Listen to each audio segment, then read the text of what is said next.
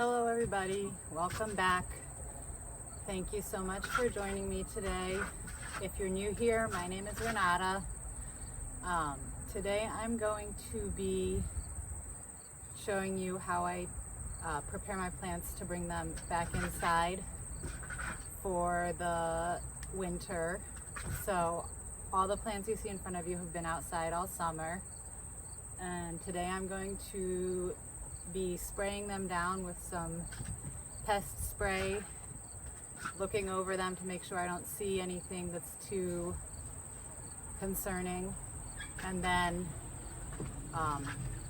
once the pest spray has dried, I will bring them inside into my house.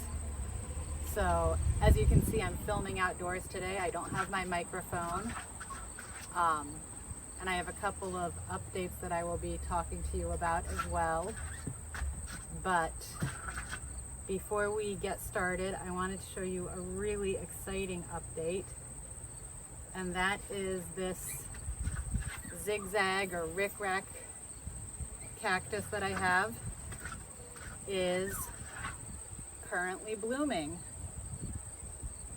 So I know it's a little hard to see with the lighting the way it is, but I think it's really beautiful. And I'll show you again when I spray the plant down, so you can hopefully see it a little bit better.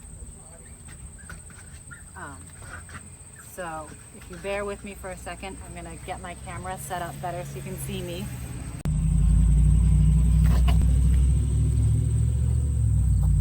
So the first exciting update is I got another puppy yesterday. I haven't yet named him, but he's a little labradoodle. I know he doesn't have the curly fur that labradoodles normally have, but that's why I wanted him. All his other siblings had that curly fur, but he has a nice flat fur, and he's so soft, but he's very attached to his siblings still. So I'm gonna try to put him inside while I film the video, but you might hear him scratching at the door, making sad little noises and barking and crying because he wants to be with his family, which is me for the time being. But isn't he cute? Isn't he just the cutest? I love him so much. Yes, I do. He's the cutest. He's just the cutest. He's just so cute. And he's so tiny. He's gonna be better sized for my house. So anyway, once he has a name, I'm sure he'll appear in more videos and you'll find out his name, but for the time being, he doesn't yet have a name. Just little boy, little man. Something like that. Oh, look at that big yawn. All right, so I'm gonna put him inside, and then I'm gonna start spraying this schefflera here. This stuff here is some outdoor autumnal clematis that's growing on my railing where I have the tripod attached. So you get a little view of that. So this is the schefflera I'm going to be spraying first, and I will just talk you through what I'm doing, but there will be no more little puppy content till the end. I'll go inside.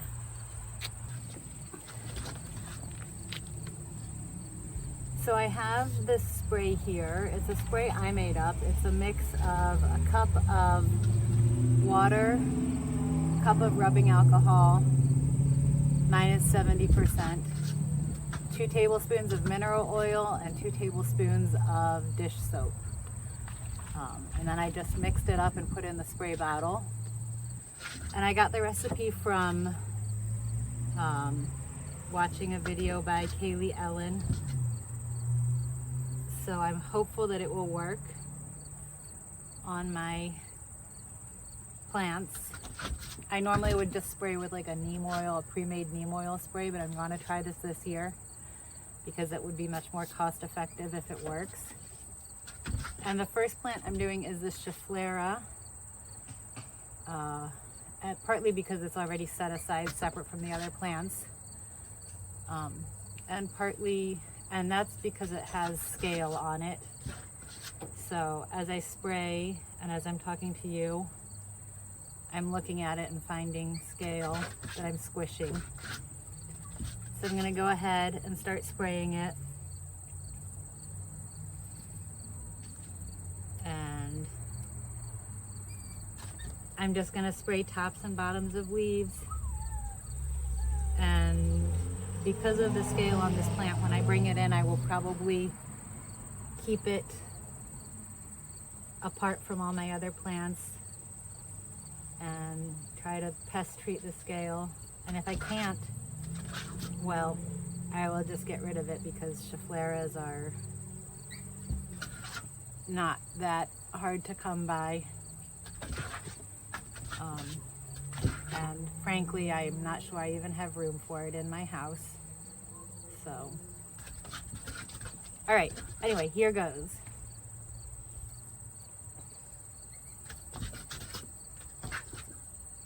I'm sorry you can hear the puppy sounding so sad inside.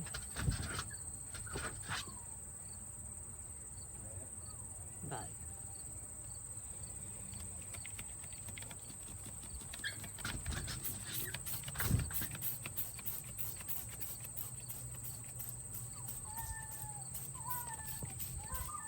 so I'm just spraying to coat everything really well.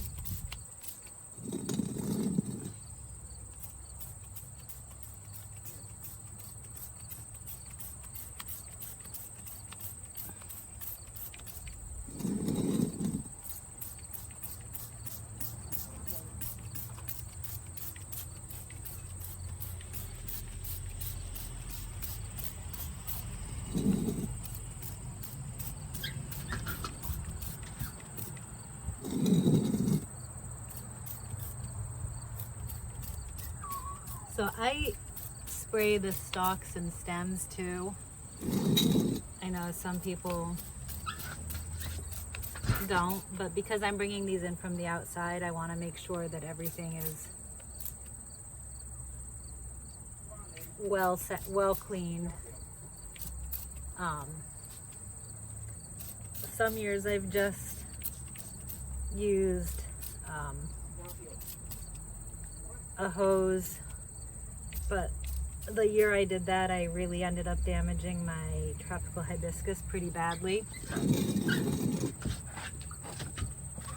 because my hose spray was too rough for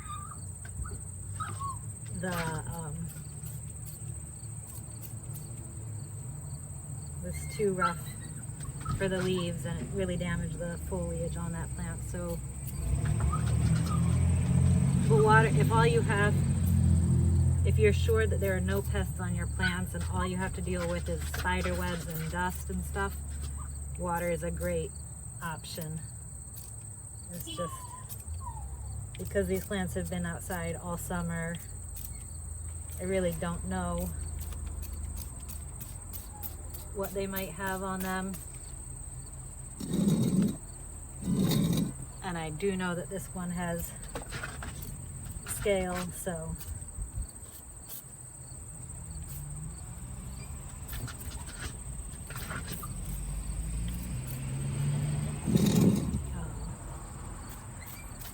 I want to make sure that I really saturate it. I'm hoping that the rubbing alcohol in here will be enough to sort of deal with the scale on the plant. And then when I'm done, I'm just going to set it aside.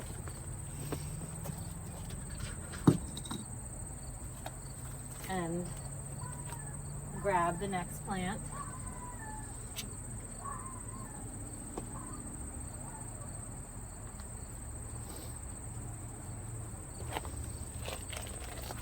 So the next plant is a very small propagation of a night blooming cereus. I know they're now no longer classified as cereus. They've changed the genus name, but I still call it by the name night blooming cereus.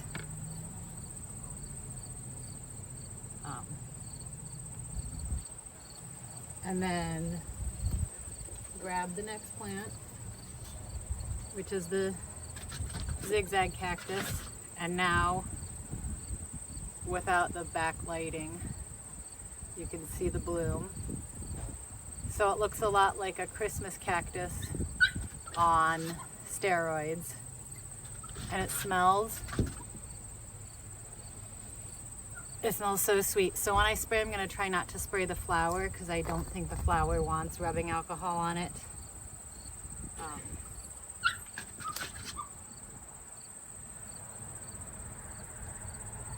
Doing things like pulling off these pine needles because it was sitting under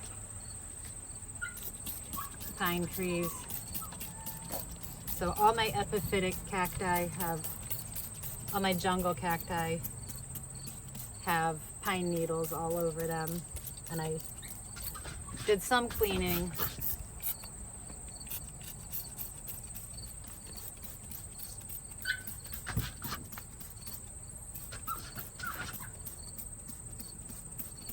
I did some cleaning of the pine needles before I brought the plants around from the back to the front of the house today. But there were obviously still some pine needles, and this plant is very heavily weighted in one direction.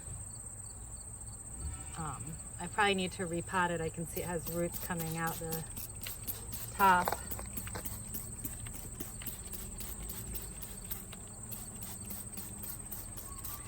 So anyway, the only other thing besides going through and spraying all these plants that I would say is that it's important to do this in the shade so that the plants don't get burnt by the sun. When you spray alcohol, or if you're using neem oil spray, neem oil is